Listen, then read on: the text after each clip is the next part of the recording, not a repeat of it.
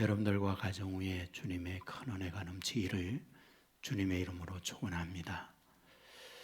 비록 교회당에 오시지 못했지만은 여러분 가정 위에 하나님이 이 시간 찾아가셔서 주의 큰 은혜를 베풀어 주실 줄 믿습니다. 영상으로 예배를 드리면서 저에게 교육자님들이 이렇게 부탁을 했습니다. 목사님, 교회에 있는 우리만 보지 마시고 가정에 있는 성님도 보아주면 좋겠습니다. 이렇게 말씀을 하셨어요. 그래서 어떻게 하면 가정에 있는 성도들을 제가 볼 수 있느냐 이렇게 물었더니 카메라를 보면 된다고 해요. 그래서 제가 카메라를 바라보면서 여러분 가정 위에 있는 여러분을 바라보고 말씀을 드리도록 그렇게 하겠습니다. 여러분들 토인비라고 하는 역사학자를 대부분이 알고 있으리라 생각을 합니다. 역사 연구라고 하는 책을 내셨어요. 28년 동안 12권의 방대한 책, 이것을 저술했습니다. 여기에서 이분이 역사 이해를 할 때에 역사란 무엇인가, 이에 대한 키워드를 우리가 잘 알고 있듯 도전과 응전이라고 하는 이것을 가지고 역사 해석을 했던 거였죠. 이에 대한 여러 가지 증명 자료들을 이 책에서 제시를 하고 있습니다. 그 가운데 하나를 여러분에게 말씀을 드린다고 한다면 이집트 문명에 관한 말씀이에요. 어떻게 이집트 문명이 반응을 하고 꽃을 피웠을까? 라고 하는 이 부분에 대하여 이분은 이 책에서 도전에 대한 응전의 결과다 라고 말을 하고 있습니다. 본래 그곳에 사람들이 살았던 건 아니었습니다. 에티오피아 이 지역에 머물고 있던 사람들, 비가 많았고 수렵 채취를 통해서 생존에 가던 그들에게 일기의 변화가 일어나게 됐어요. 소위 강우 전선이 북아프리카로 이동을 하게 된 거죠. 그러면서 이 에티오피아 땅에 메마른 사막으로 바뀌게 된 겁니다. 이에 대한 응전이 세 가지로 나타나게 되는데, 첫째는 그곳에 여전히 수렵 채취로 머물고 있는 사람들, 더 이상 수렵 채취가 어렵기 때문에 유목으로 업종을 바꾼 사람들, 업종을 바꾸는 것도 힘들기 때문에 그 지역에서 이동한 사람들로 나눠지게 되었다라고 말을 하고 있는 거죠. 그러면 그곳에 이동한 이들이 어디로 왔을까? 바로 나일강 하류로 이동을 했다라고 얘기합니다. 그것은 불모지입니다. 그것은 밀림으로 이루어졌습니다. 그것은 사람이 살 수 없는 환경으로 되어 있었습니다. 그런데 그곳으로 이주했던 그들은 그 밀림을 제거하는데 독사의 천국이었던 거죠. 뱀과 싸움이 시작이 됩니다. 그곳에서 새로운 먹고 사는 먹거리를 찾아 나선 것이 농업이었다고 이야기를 하는 거죠. 씨를 뿌리고 곡식이 자라 열매를 거두는 이 과정을 이루게 되는데 문제가 발생이 됐어요. 그것은 강의 범람이었습니다. 농사했던 모든 것들이 물로 말미암아 모든 농토를 물로 바꿔버린 거죠. 그리하여 여기에서 자연스럽게 나타나게 된 것, 언제 범람이 될까? 태양을 바라보며 태양력이 발전하게 되었고, 하늘을 바라보면서 천문학이 성장을 하게 되어졌고, 농사를 하려다 보니 자연스럽게 강물을 막아야 하는 강둑 제방 공사를 하게 되어졌고, 이 일로 말미암아 기하학이 발전하게 되어졌고, 이것이 소위 이집트 문명의 꽃을 피우게 된 결과물이다 라고 말을 하고 있는 거죠. 도전은 새로운 세계로 나아가는 디딤돌이에요. 저는 오늘 본문을 통해서 이 문제를 여러분들과 함께 나누고 싶은 거죠. 본문은 다윗이 쓴 시입니다. 언제 이 시를 쓰고 있을까요? 본문에 나오는 내용을 보면 대략 추론이 가능하다 봅니다. 2절은 이렇게 기록하죠. 악인들이 내 살을 먹으려고 내게로 왔다. 3절에 보면 군대가 나를 대적하여 진친다. 그리고 전쟁이 일어났다. 6절에 보면 나를 둘러싼 내 원수들이 가득하다. 이 말씀은 다윗이 겪고 있는 현재의 상황을 표현하고 있는 거죠. 대체로 둘로 생각할 수 있어요. 하나는 사울의 군대가 그를 치는 것, 또 다른 하나는 압살롬의 쿠데타로 말미암아 자신을 공격하고 있는 상황. 많은 경우는 압살롬의 쿠데타로 말미암아 당시의 어려운 상황 속에서 이 시를 쓰고 있다, 이렇게 말을 하고 있습니다. 여러분, 압살롬이 쿠데타를 일으켰을 때에 다윗의 나이는 몇 살이었을까요? 60세 이상 된 걸로 봅니다. 그렇다면 60세 이상 동안에 다윗이 살아왔던 인생살이, 삶의 여정은 어떠했을까요? 우리가 잘 알고 있잖아요. 그가 처음으로 등장한 것이 사무엘이 그의 집에 가서 기름 부으려고 할 때 다윗이 나옵니다. 이새의 8번째 아들이었어요. 사무엘은 기름 붓기 위하여 큰아들부터 7째 아들까지 선을 보았지만 하나님은 허락하지 않았어요.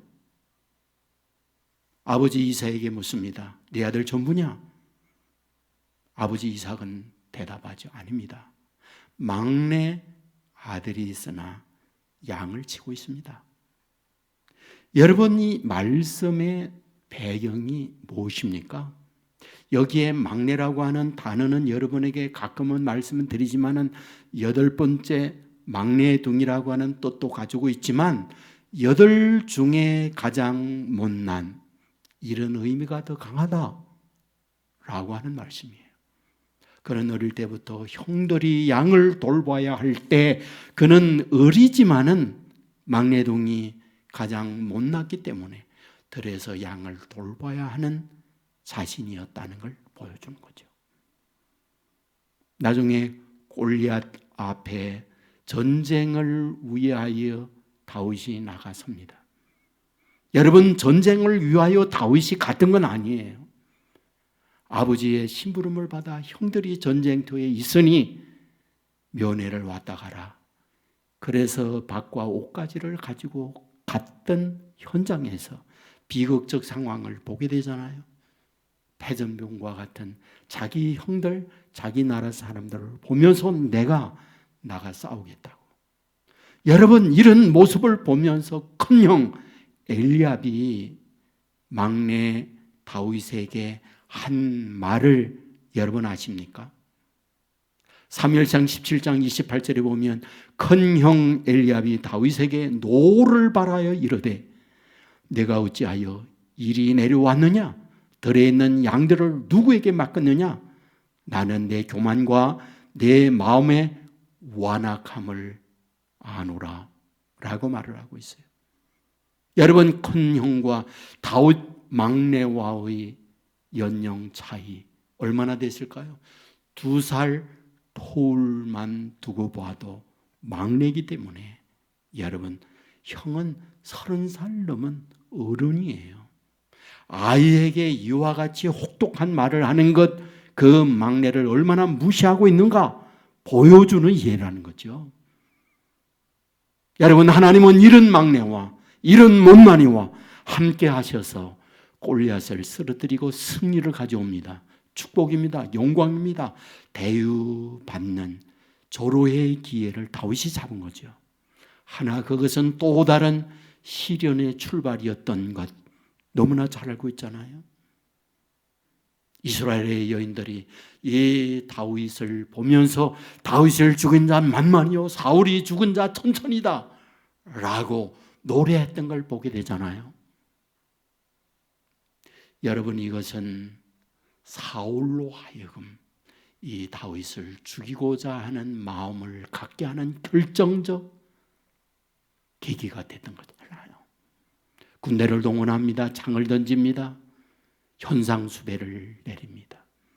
10년 이상을 죽음의 위기를 당하고 살다가 30세에 비로소 사울이 죽으면서 왕이 됩니다.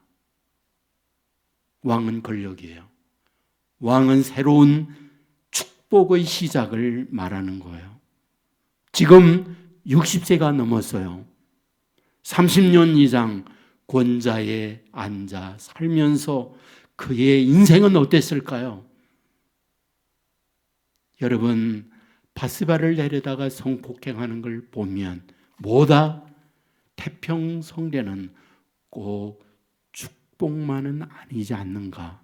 타락의 계기를 제공하는 시간이지 않는가 보여주는 말씀인 거죠. 우리는 사사기를 잘 알아요. 사사기의 사이클이 무엇입니까? 축복이에요. 타락이에요. 하나님의 진노예요. 회개입니다. 다시 회복입니다. 이 반복적 사이클이 사사기예요. 축복은 은혜요, 감사합니다. 그런데 그것은 또 다른 저주의 시작일 수 있다라는 얘기예요. 이상한 나라 앨리스라고 하는 소설을 글을 잘 알고 있죠. 그게 도도새에 대한 이야기가 나와요. 포르투갈 선원들이 모리시아라고 하는 인도양의 한 섬에 도착하게 됐을 때 그곳에 많은 새들을 봐요. 그런데 이 새들이 날지 않습니다. 포르투갈 선원들은 자기네 말로 그 새들의 이름을 도도라고 붙였어요. 도도라는 말은 멍청이, 바보라는 포르투갈 말이에요. 왜 그 새에게 바보, 멍청이라고 하는 이름을 붙였을까요? 새가 새의 기능을 하지 못해서 그런 거죠. 날지 못하기 때문에, 멍청이였기 때문에. 왜 그 새들은 멍청이였을까? 본래부터 그랬을까? 아니라는 거죠. 모리시아 섬은 나군이었어요. 외부에 어떤 침략도 없는 평안한 곳이었어요. 그곳에 머물던 새는 외부의 침략이 없을 때 결국 퇴화가 되고 새의 기능을 하지 못하는 바보새가 되어졌다라는 얘기죠. 여러분, 가끔 이런 이야기를 듣지 않나요? 악마가 예수 믿는 사람들을 타락시키는 방법, 망하게 하는 방법. 원로의 악마가 악마 회의를 주재하게 될 때에 젊은 악마들이 원로 악마에게 이렇게 제안을 했다잖아요. 그들을 감옥에 넣으면 됩니다. 그때 원로 악마는 그거는 헛수고야. 감옥에 들어가서 그들은 찬양하며 기도하고 하나님의 능력으로 감옥문이 열리는 기적을 경험하는 자들이야. 그거는 필요 없는 제안이야. 또 다른 젊은 악마가 제안하잖아요. 그들의 목을 치면 됩니다. 무슨 소리니? 순교자가 나왔다가 하면서 순교의 피로 말미암아 수천 수만에 더 많은 부흥이 일어나는 게 순교의 역사야. 노련한 한 악마가 손을 들더니 이런 제안을 합니다. 그들에게 잘 되게 하면 됩니다. 잘 되게 하면 됩니다. 원로 악마가 그 제안을 받아들였다는 거죠. 기도하며 응답이 있습니다. 만사 형통합니다. 어려움이 없습니다. 축복입니다. 놀라운 사실은 세월이 가다 보면 그들은 온실 속의 화초와 같아 어려움을 만날 때 주저앉고 무너지는 그리스도인이 되더라라는 거예요. 여러분 아십니까? 성경의 역사를 보면 주의 자녀들에게 사랑할수록 매를 가한다는 것, 환난이 있다는 것, 어려움이 있다는 것, 그것은 그들을 향한 미움이 아니라 하나님의 사랑의 증거로 도전을 하는 하나님의 방법이라고 하는 것을 우리에게 보여주는 거예요. 앞부분에서 여러분에게 말씀을 드렸지만은 토인비가 역사 연구를 하면서 거기에 런던의 청어 이야기를 쓰고 있습니다. 북해에서 영국 사람들이 청어를 잡습니다. 그것을 소비할 수 있는 런던까지 왔을 때 싱싱했던 청어들은 죽어요. 이때에 수산업자 하나가 묘안을 내게 되죠. 바로 그 청어대에다가 청어를 잡아먹는 메기 몇 마리를 집어넣는 거예요. 바로 메기에 의해서 자기들이 죽을까 두려워 떨면서 이곳저곳 도망을 치던 그들이 런던까지 왔을 때 더 청청하고 더 싱싱한 생선으로 소비될 수 있더라라는 이야기를 역사 연구 앞부분에서 토인비는 쓰고 있는 거죠. 어쩌면 하나님은 하나님의 자녀들에게 이것을 원하고 있는지 몰라요. 오늘 본문은 이 부분에 대하여 말하고 있는 거라고 봐요. 다윗이 60이 넘었습니다. 그동안에 왕자에 올라 있으면서 어려움이 없었어요. 그런데 믿었던 아들 압살롬을 통하여 쿠데타가 일어나고 있는 상황입니다. 문제는 뭔지 아세요? 이런 도전을 받을 때 응전입니다. 자극에 대하여 어떤 반응을 하는가, 그 이후에 그의 인생이 결정되게 되어 있는 거죠. 우리가 잘 아는 빅터 프랭클이라고 하는 분이 있어요. 죽음의 소용소, 삶의 의미를 찾아서 이런 책들을 씁니다. 이 책에 굉장히 중요한 이분의 학설을 말하죠. 로고테라피, 의미 요법이라고 하는 이야기를 여기에서 이분이 얘기해요.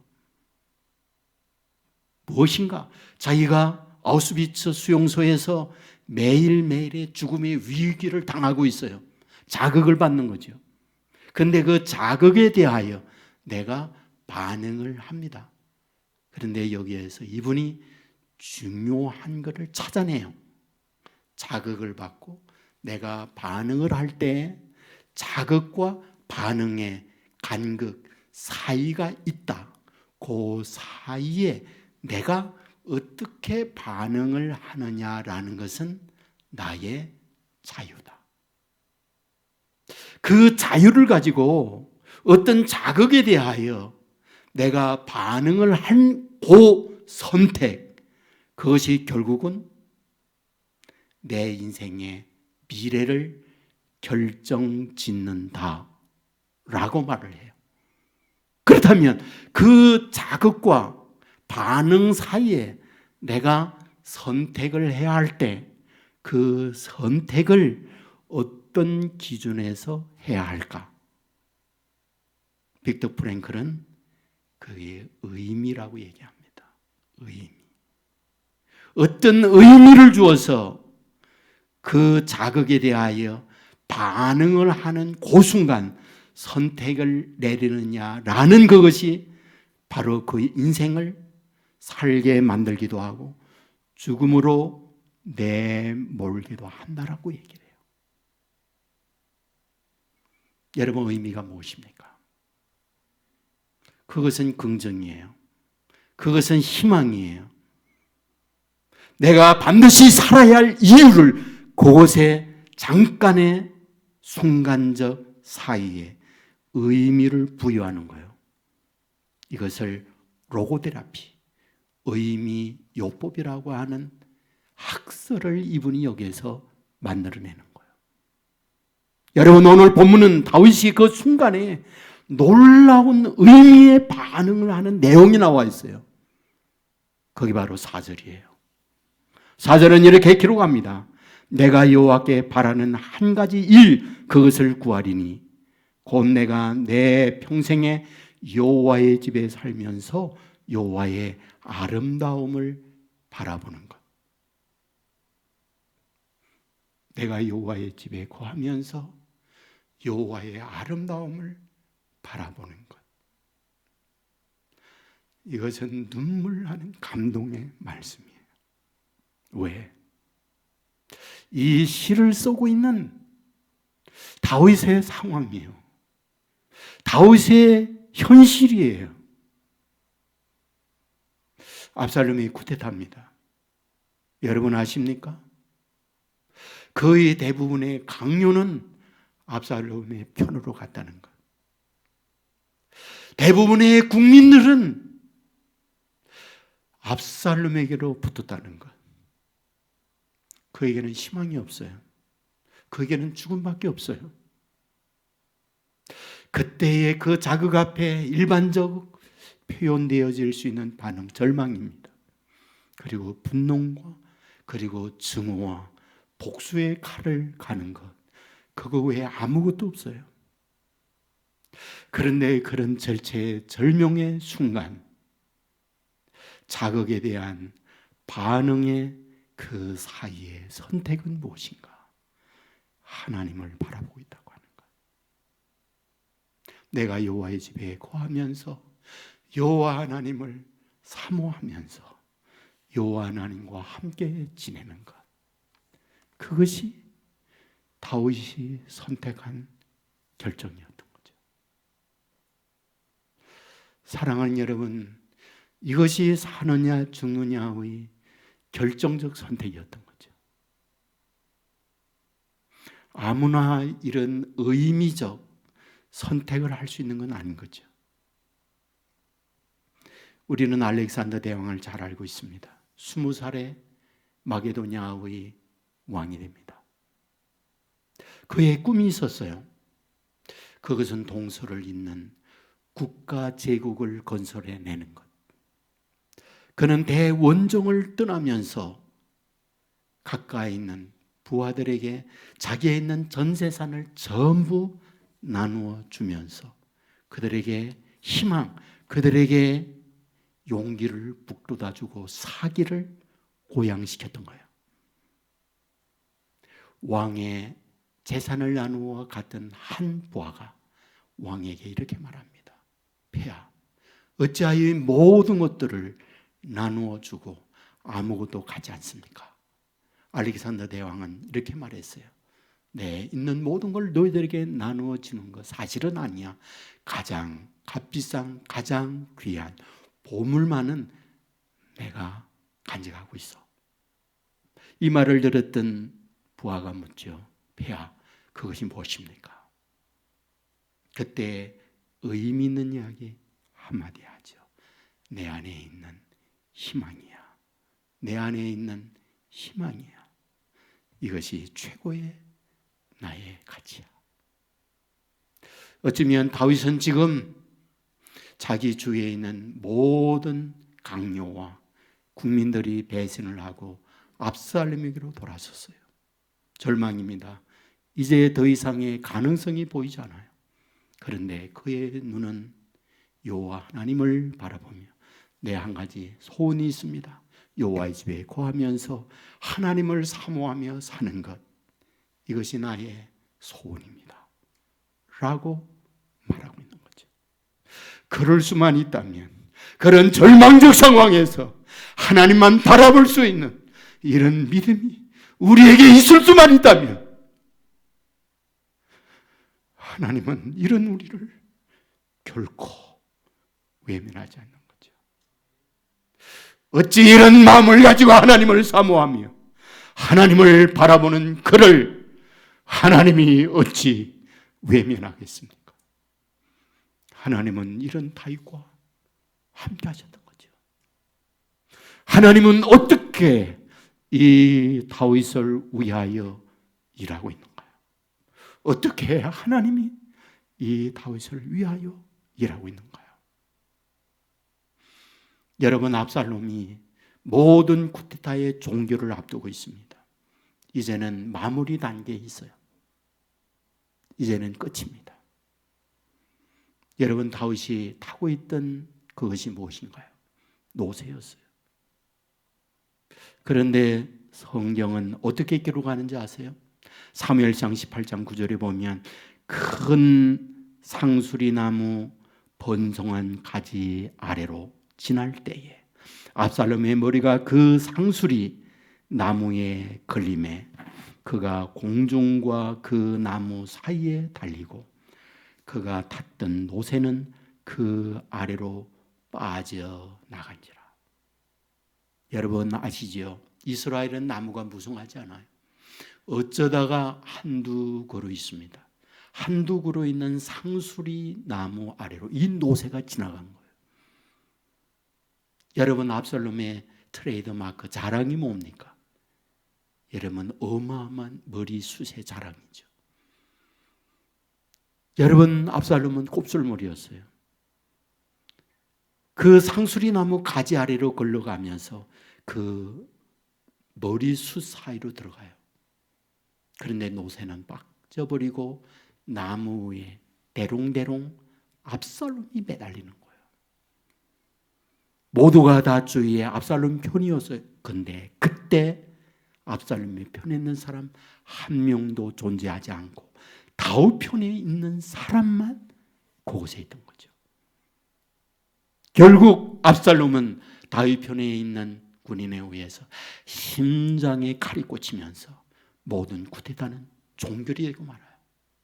여기에서 우리에게 뭘 보여줍니까? 바로 그런 자극 앞에 하나님을 바라보고 있을 때 하나님은 자기를 바라보고 있는 다윗을 위하여 배후에 일하고 있었구나. 우연히 노새가 그 길로 갑니까? 하나님이 노새를 그 길로 끌고 가는 거죠. 가지가 꺾인 사이로. 그리고 머리가 그 사이에 기도로 만들고 있는 거죠. 내 평생에 여호와의 집에 살면서 여호와의 아름다움을 바라보겠다고 하는 그 도전 앞에, 그 자극 앞에 하나님을 바라보는 이 마음을 갖고 있던 그에게 하나님이 이와 같이 역사하고 일하셨다는 사실 믿으시기를 주의 이름으로 축원합니다. 여러분 세계에서 가장 도전을 받은 민족이 있다면 누구이겠습니까? 단연 유대인입니다. 성경의 역사도 그렇거니와 성경 이후의 역사도 얼마나 많은 고단한 인생을 그들은 삽니까? 여러분 20세기에 들어와서는 히틀러에 의해서 얼마나 많은 유대인들이 학살을 당합니까? 수많은 도전이었어요. 세계 인구의 0.4%가 3%가 유대인입니다. 그런데 경제, 정치, 예술 전 분야에 있어서 유대인의 역량 상상할 수 없이 커잖아요. 그 원인이 어디 있을까? 학자들은 말하죠. 도전 때문이다. 수없이 많은 자극이 생존을 위한 응전이 그 결과를 낳았다고 말을 하고 있잖아요. 오늘 저와 여러분의 살면서 여러분 가정에 코로나 바이러스로 말미암아 경제적 위기를 만나고 있는 분들이 많다는 이야기 계속 듣고 있어요. 참 힘듭니다. 그 말을 들을 때마다 마음이 메어져요. 그런 일만 여러분에게 있을까요? 때로는 원치 않는 질병이, 때로는 예상 못한 실패가, 수없이 많은 응전이 우리에게는 도전이 있어요. 그때 우리는 어떻게 반응하고 응전할 것인가 하는 것. 절망할 수 있고 탄식할 수 있고 어찌할 수 없는 방황 속에 지낼 수도 있지만 우리는 믿음의 사람이에요. 우리에게는 하나님이 계세요. 우리에게는 사방이 막힐 때 열린 하늘이 있다는 사실 믿으시기를 주의 이름으로 축원합니다. 누가복음 9장에 보면 예수님께서 제자들과 함께 십자가를 지기 위하여 예루살렘에 올라가는 내용이 있습니다. 처절한 환경에 마음이 무거운 마음으로 올라가고 있습니다. 사마리아를 거쳐 갑니다. 제자들이 그곳의 사람들에게 도움을 구했을 때 예수님을 무시하고 제자들을 괄시하고 대접하지 않습니다. 분노합니다. 요한이 이야기를 하죠. 하나님, 저들에게 불을 내려서 멸망하십시다. 그것은 무시하는 그들에 대한 일반적 자격이에요. 눈은 눈, 대운대는 대운대. 이것이 우리가 갖고 있는 반응의 기본이에요. 그런데 예수님께서 뭐라고 말하느냐? 꾸짖으며 그들을 품어야 한다는 말씀을 해요. 어떻게 이것이 가능했을까? 십자가의 죽음이 있지만 그 이후에 무엇이 부활이 있음을 주님은 바라보고 있는 거죠. 십자가상에서 주님은 자기를 못 박는 그들을 위하여 하나님 앞에 기도한 내용이 있잖아요. 아버지 하나님이여, 저들이 하는 일을 저들이 알지 못합니다. 저들의 죄를 저들에게 돌리지 마옵소서. 여러분, 시편 119편 67절은 말합니다. 고난당하기 전에 내가 그릇 행하였더니 이제는 주의 말씀을 지키나이다. 71절에 보면 고난당한 것이 내게 유익이라 이로 말미암아 내가 주의 율례를 배우게 되었나이다. 바울은 수많은 고난의 연속적 삶을 산 증인의 사람이에요. 고린도 교회에 편지를 보내며 고린도 후서 1장에 이렇게 말하죠. 힘에 겹도록 심한 고난을 당하여 살 소망까지 끊어지고 우리는 우리 자신이 사형 선고를 받은 줄 알았으니 이는 우리로 자기를 의지하지 말고 오직 죽은 자를 다시 살리시는 하나님만 의지하게 하심이라. 다시 여러분에게 읽어드립니다. 힘에 겹도록 심한 고난을 당하여 살 소망까지 끊어지고 우리는 우리 자신이 사형 선고를 받은 줄 알았으니 이는 우리로 자기를 의지하지 말고 오직 죽은 자를 다시 살리시는 하나님만 의지하게 하심이라. 사랑하는 여러분, 오늘 저와 여러분은 수많은 도전 앞에 놓여 있습니다. 문제는 응전입니다. 자극 앞에 우리가 어떻게 반응하는가? 여러분, 그것이 그 이후에 저와 여러분을 결정하는 출발이 될 수 있다는 거예요. 어쩌면 하나님께서 저와 여러분을 시험하는 시험대에 놓여 있다고 봅니다. 응전입니다. 도전입니다. 이 도전과 자극 앞에 우리는 어떻게 반응하고 응전할 것인가 라고 하는 것, 의미를 부여해야 된다. 그 의미란 무엇인가? 세속적 가치나 인간적 생각이 아니라 하나님의 사람은 하나님을 바라보고 하나님께 의지하는 이런 의미를 부여하라는 거죠. 오늘 본문은 다윗이 그것을 우리에게 보여주는 말씀이었던 거죠. 모두가 다 자기를 버렸어요. 절망입니다. 이에 대한 복수의 칼을 가는 것, 일반적 반응이에요. 그런데 그의 간절한 소원, 마음에 하나의 바람이 있다고 말했어요.